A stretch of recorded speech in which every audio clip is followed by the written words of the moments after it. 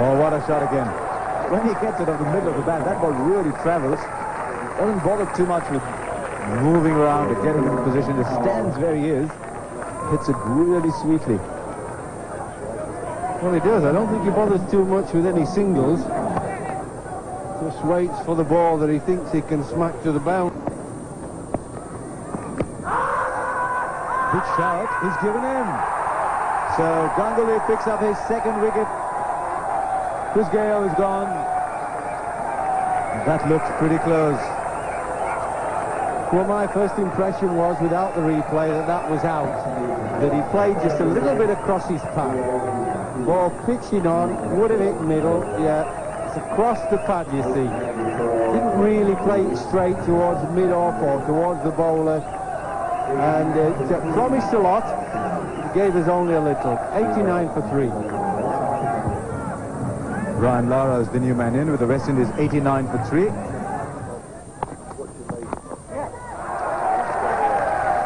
Should be a few runs there. A bit of work there for Kanitkar. Nikhil Chopra struggling. He had a groin injury yesterday.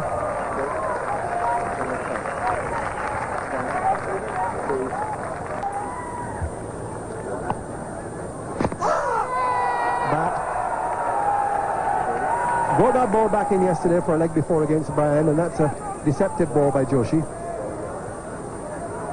Yes, I just think it kept a touch on the lowish side. He was watchful, and that's what you've got to do on this pitch. Work the ball around. Oh, that's out, I think. I think that's out, yep. Yeah, he doesn't want to go shooting Gamble. I don't know whether it's pure disappointment, or maybe he thinks it's going down leg side, but if he gets a good view of the replay, which we're going to see in a moment, I don't think he'll have any doubt that this is plumb.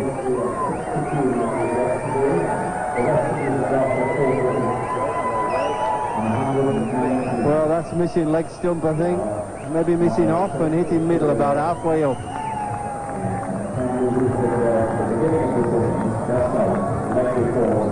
$119 for 4. Your batsman, Ricardo Powell, comes in at a critical stage of the innings to join his captain. Second ball. No messing about. A pull over mid-on for 6. That's what I mean about the seamers bowling. The ball's coming onto the bat, and he seems to like the ball coming on and hits it away quite easily. I mean, look, he's got plenty of time to hit that. He hit that with a lot of power, but he had plenty of time. He got in position very quickly. He didn't have any problem about that. He hit it in front of mid-wicket, almost wide of mid-on. That's wide, he's gone. Given caught behind, Powell can't believe it. Wide ball chasing it. And the fingers raised. And disappointment for Ricardo Powell. He doesn't seem to think he touched it. The umpire did, and that's the important thing. Well, the umpire had no hesitation that there was a fine nick here. He really shouldn't have been going after it. That's a wideish ball. He got out to a ball like that yesterday off Robin Singh. Chasing one that's pitching and going wider. And it didn't look there as if he got anywhere near it. I wonder if he's got a creaky bat handle. It won't count for anything. It's very definitely umpire. That's out in tomorrow morning's paper. 126 for 5.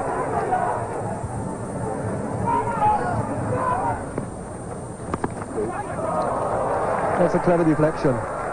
Just using the face of the ball and downhill on the short boundary down there goes for 4.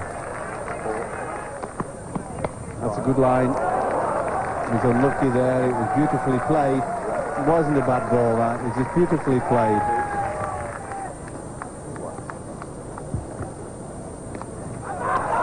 Oh, they'd made up his mind, I suspect, on what he was going to do to that one. Not quite sure it chose the right ball, but who's to complain? He's picked up 4.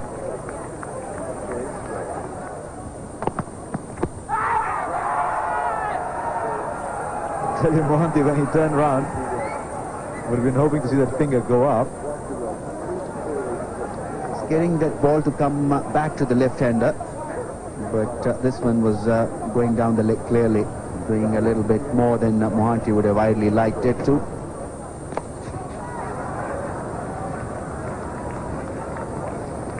150 for the West Indies.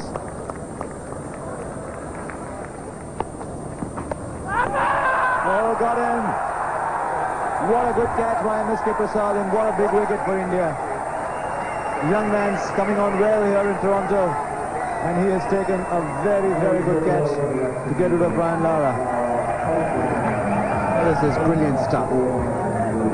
Great anticipation from the wicketkeeper. Lara trying to run the ball down, and look at that diving effort. That's incredible stuff.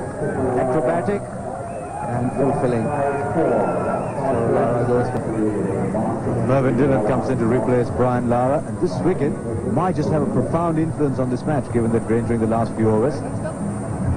This was a brilliant catch by the wicketkeeper. Very good anticipation. There was no slip, so he had to go the full length to cover that area. And full stretched in the air, and a lovely catch. Ganguly striking once again. Great catch, but quite amusing to see that he was very interested in picking up his cap even as he was falling down.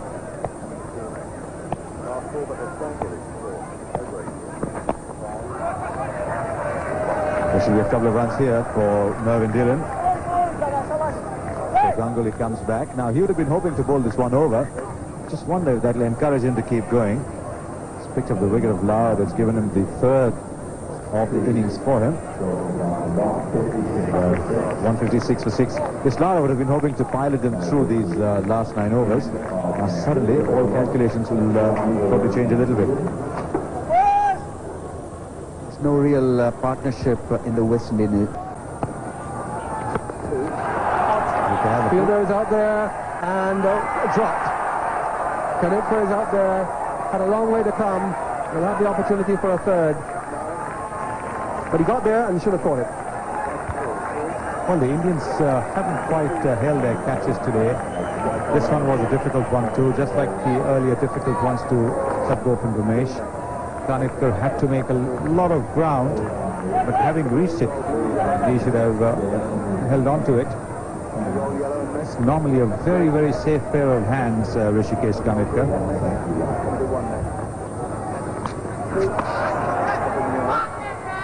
Well, he's used that area quite well so far, Jimmy Adams. He's had a 4 off the back of the bat down there earlier. And now he picks up another 2 to end the over at 174 for 6.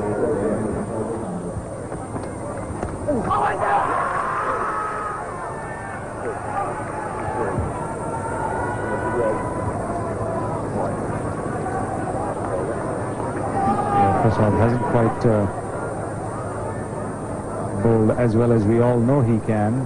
Looking to get a wicket. He got his 150th wicket yesterday, the last wicket to fall yesterday of Courtney Walsh.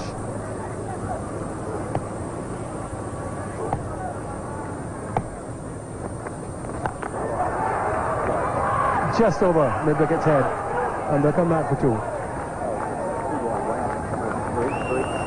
No question now of what Merv Dillon's intentions are. He's got the right idea. Never mind if the execution is not absolutely perfect. He knows that the West Indies need boundaries and sixes. The 1s and 2s and the dot balls are of no use now.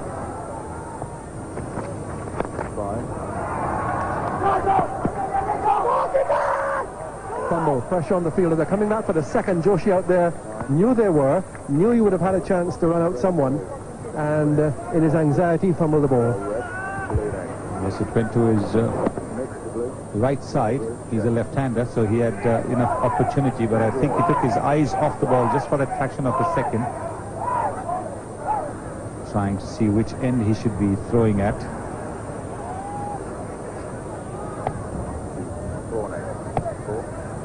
He's moved in now into the orthodox mid-wicket position, and again very well bowled. Superb delivery.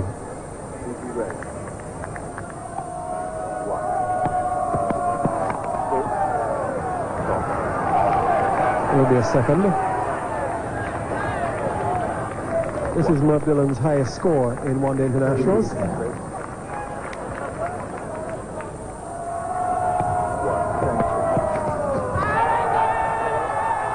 Field for a quarter of the wicket. Doesn't matter now whether it's out or not, except that it would have been Mohanty a wicket. Umpire Dunn says not out, it's a dot ball.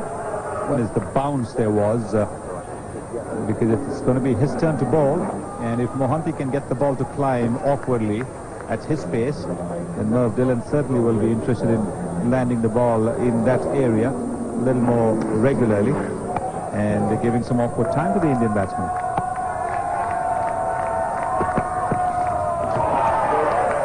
The West Indies finished 190 for 6. A fair performance there by the Indian bowlers, restricting the West Indian lineup to 190 for 6. That late flurry did not come from Adams and Dillon. They just stayed there, but a nice finish for them. Earlier, Sherwin Campbell, 2 consecutive half-centuries to once again anchor that innings, and Brian Lara showing a bit of his form, 34, but in slow time, and the West Indians really will not be too happy with that total finally of 190. For the Indians, 3 for 37 for the man with the golden arm, sort of Ganguly, and Mohanty, Chopra and Joshi also picking up a wicket apiece. Well, 191 for a win then for India. Didn't sound too difficult, did it? Because earlier on when they got 164 in the first match, it wasn't too difficult for them. But you never know, the West Indians have a much better attack. Merv Dillon comes back in, so we'll see. We'll pick up the Indian chase right after the break.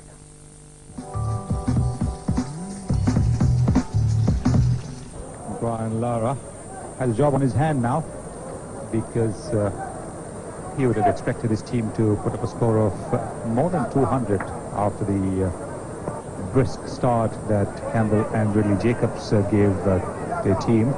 West Indies, of course, need to win this game to stay in the series. This is a 3-match series against India.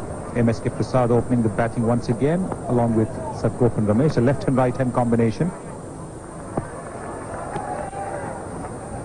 He was bowling from the opposite end. He bowled from the pavilion end yesterday, where he got... This time, he's out. He's had a bad day. Satgopan Ramesh, a couple of chances dropped. So it really hasn't been a very good day for Satgopan Ramesh. Ramesh does struggle with his feet movement. They're staying where he was and nicely held in the first slip. Good sharp catch. Powell taking it nicely. Ramesh goes for naught, and India lose their first wicket to 1. Rahul Dravid coming into bat because Satgopan Ramesh was snapped by Ricardo Powell at slip. Simple catch, going at good pace, but they still have to be taken. This is nicely for getting the ball to move away from the left-hander, and good sharp catch in the first slip by the youngster Ricardo Powell. That's beautifully played by Rahul. Lovely timing.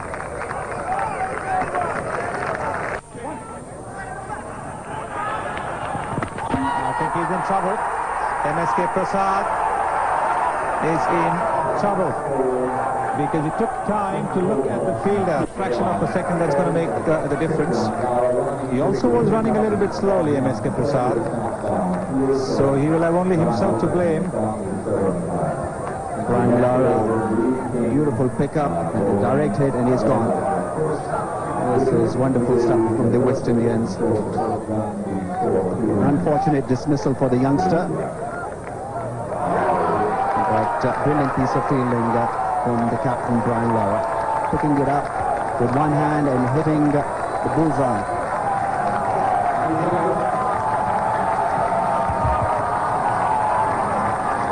So there you are, he's picking it up, and see, MSK Prasad is still looking back instead of trying to run towards the crease. So that fraction of a second has made a difference, because he was just a little bit short of the crease. He's run out for 0, and India have lost their second wicket for 2. Saurav Ganguly, the Indian captain, played a very good innings yesterday. He'll have to play a very good innings today if India have to go past the score of 190. This was the run out. Rahul Dravid playing the shot away from Brian Lara, was mid-on, had to come in, and MSK Prasad looking at the fielder, not knowing where the crease was, and beautifully work done by the captain Brian Lara. One hand pickup and direct hit had MSK Prasad back in the dressing room. Oh, this is a beautiful shot. This is a beautiful shot. Straight bat, pitched up. It finds the gap. Back, high elbow, nice still hit, head, and finding the gap through mid-on. Oh, that's taken off. And that was pitched further up, mind you, not short. Not as short as that. It's been pitched up a little bit. It's nicely negotiated by Rahul Dravid in the end.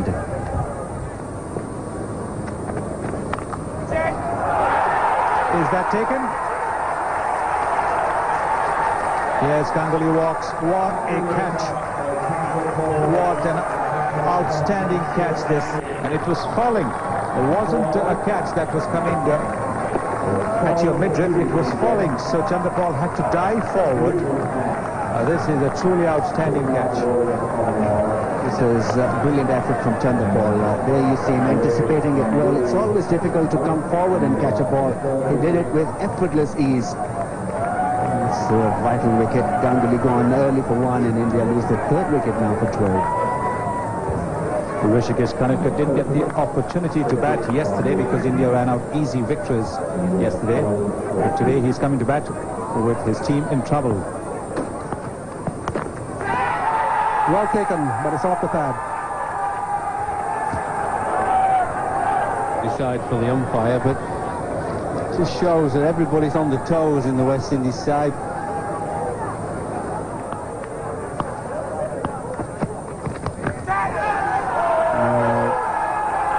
We won't.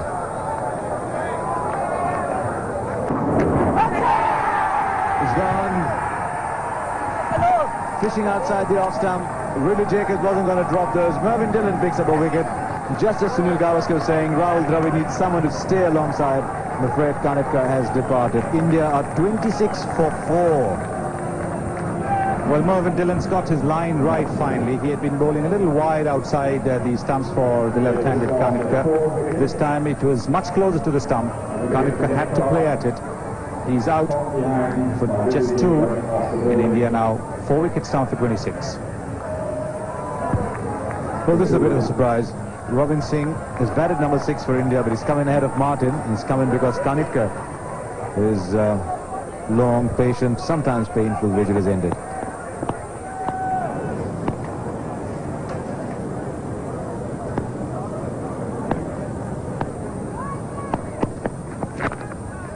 I fear... Oh, there's Chandrapal. He's stopping everything today.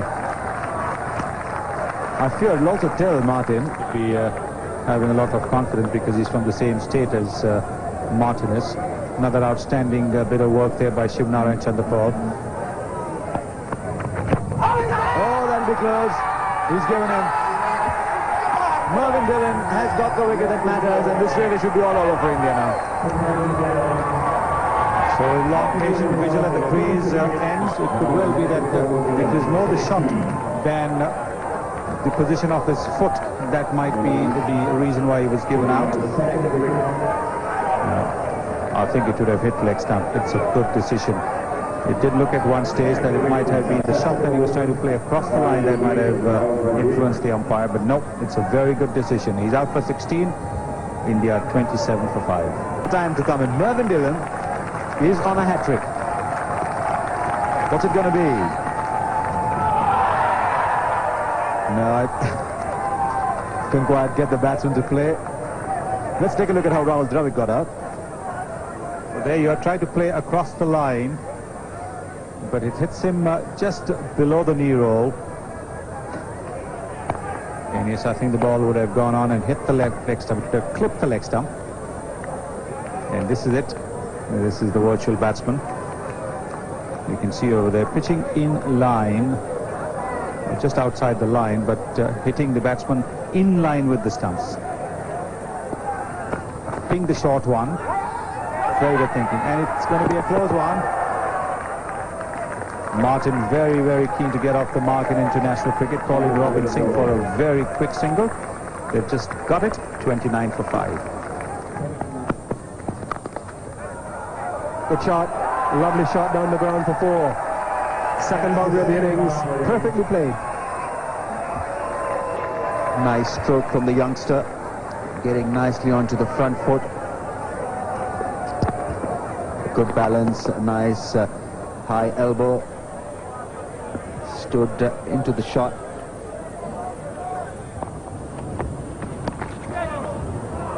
Very short boundary down there.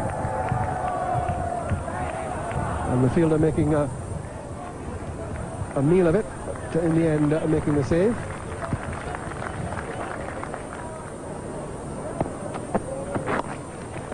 Well played. Good save by Rion King, and the possibility of a run out. Umpire asked for the replay. We're straight on. Rion correction is Mervyn Dillon, who has done the job, and he's one of the outstanding fielders. They've asked for the television replay. Good save. This is brilliant stuff from Dillon. Recovered quickly and threw to the keeper. And it wasn't a great throw, but still a very good take from Ridley Jacobs. And it's going to be a close shave for the batsmen. There you can see the bail is off, and Robin Singh is just a little short of the crease. Dave Orchard is the third umpire. Anxious looks there, and he's gone. So Robin Singh has run out. More brilliant work in the field by the West Indies. Magnificent save to begin with. It looked all the way in that short boundary as if it was before. A diving save by Merv Dillon, and then retrieving to get the return in quickly, but not all that comfortably to the keeper, who made a very good take and removed the bails. Quick retrieval. It's not easy for a tall fast bowler to get down in time, but he got rid of the ball quickly, and a brilliant take by the wicket keeper. So Indians lose their 6th wicket. Robin Singh gone for 4, and they're now 42 for 6. New batsman is Nikhil Chopra. That came back a mile. Cut back like a sharp off break, and that was the reason why the umpire didn't give it out. Steve Dunn did not really raise the finger, but yes, and also the extra movement, the in-swinger, completely took the batsman by surprise.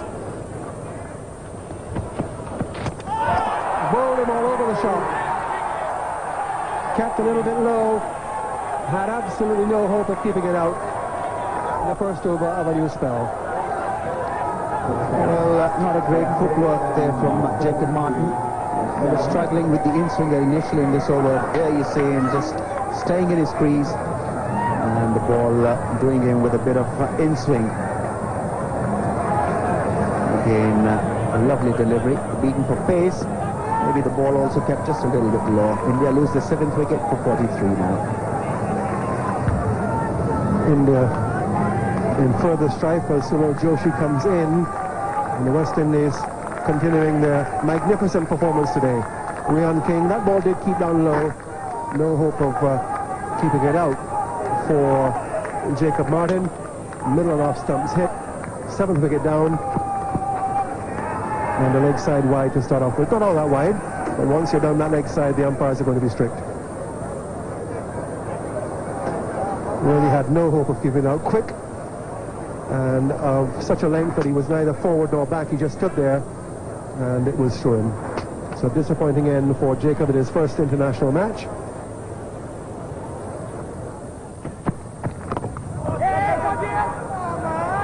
What Brian Lara has done is kept the pressure on them with the quicks.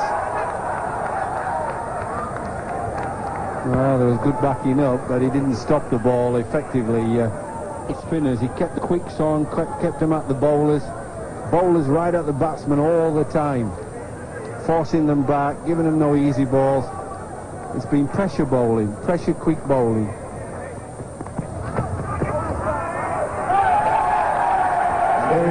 Another wide, and that brings up the Indian 50. The bowlers have bowled well. And there he goes off the thick outside edge. Going to beat the fielder, I think. No, good running. I think they could have a slip or a gully against them, or both really, because I can't see how India are going to get this total at all.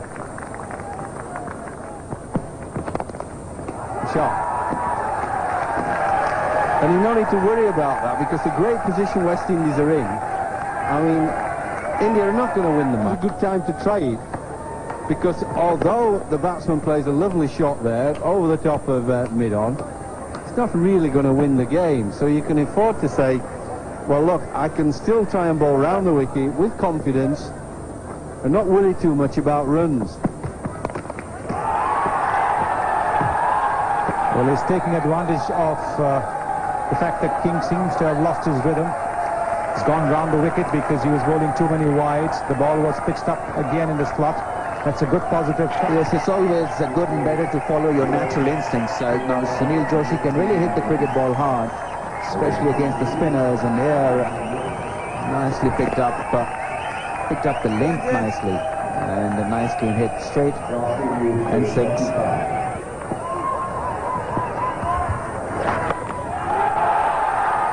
Now there's a man there, and he will take it.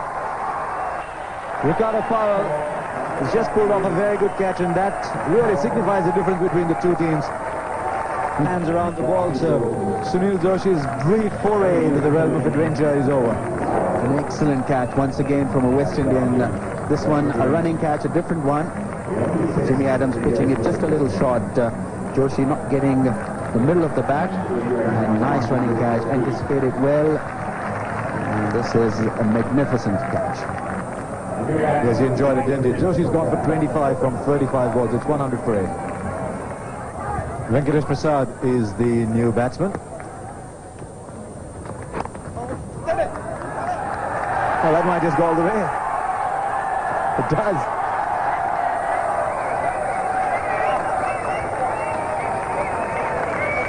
And the over, 106 for 8. Up in the air, and that's gone a long way. 6 over extra cover. Well, Ricardo Powell is waiting under that one as well, but was flying way over him. Bowled him. First wicket for Chris Gayle in international cricket. Ball keeping a little bit low and going right through Chopra. And India 115 for 9 now, near the end. Almost right at the bottom of the bat. 115 for 9. So the last man in now. Big one down the ground. Walsh is there and takes the catch. Well taken, Courtney Walsh, to end the match. West Indies win by 70 runs.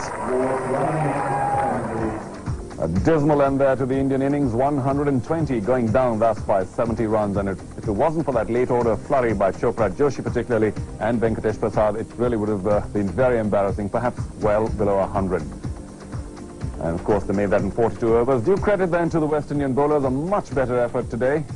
Courtney Walsh, 7-2, 13-0, picked up no wickets, but very deadly at the top. And King, Collymore, no, Dillon particularly, 8-2, 8-2. Fantastic analysis there. Gayle picking up his first 2 one-day international wickets, and Jimmy Adams too coming in and picking up a wicket later on.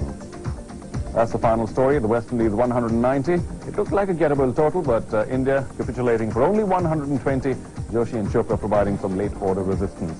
Dillon, Gayle and King, a wonderful analysis. That, of course, sets it very well for the third and final one-day international at the DMC Toronto Cricket Festival. It will be the decider, live Tuesday, 6:30 p.m. India time.